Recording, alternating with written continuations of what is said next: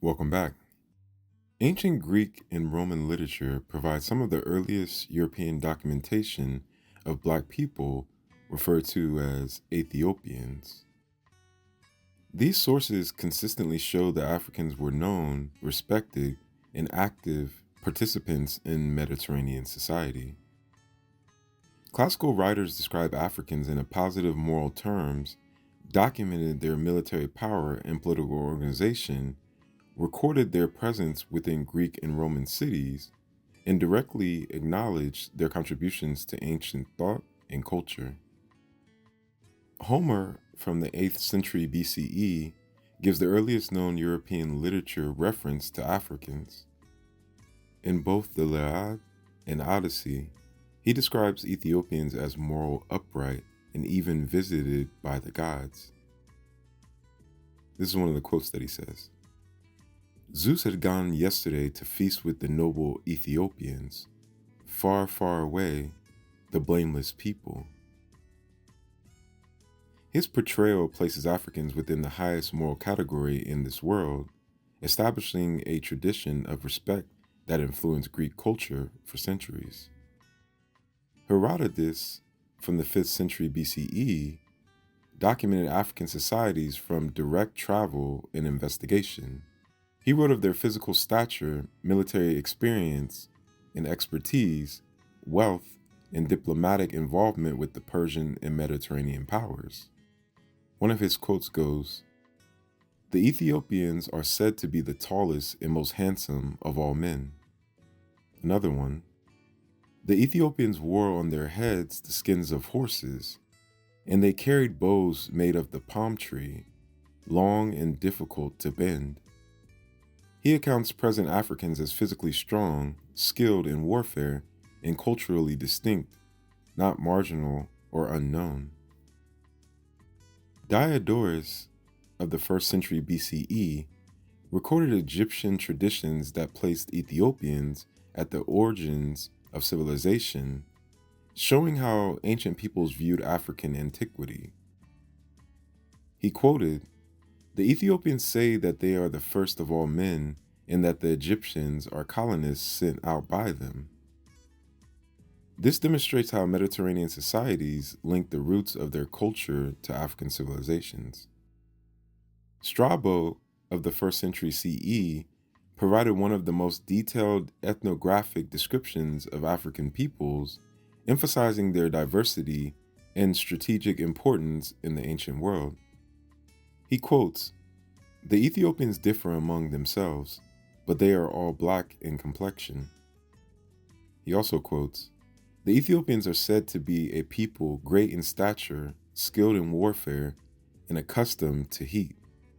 Strabo's neutral, factual tone demonstrates that Africans were a familiar and significant part of Mediterranean geography and military history. Lucian, of the 2nd century CE, would go on to write and show how Africans live in Roman society, integrated into daily life. He quotes, "There was among us as Ethiopian, black of skin, but keen in wit." This shows that Africans lived, worked, and interacted openly in Roman urban environments.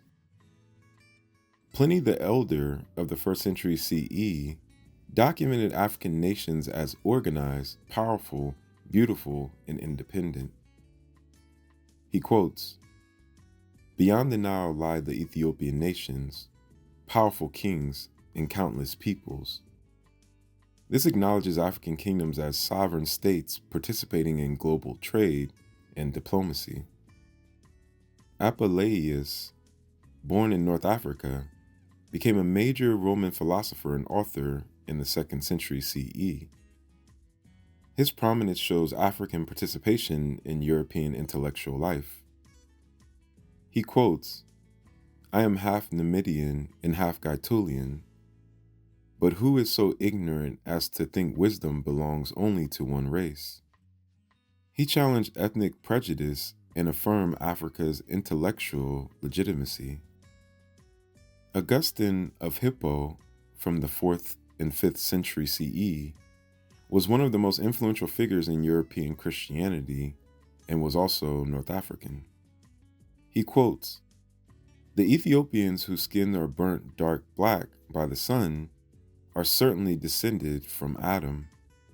His work established foundational European theology, demonstrating Africa's direct contribution to Western thought.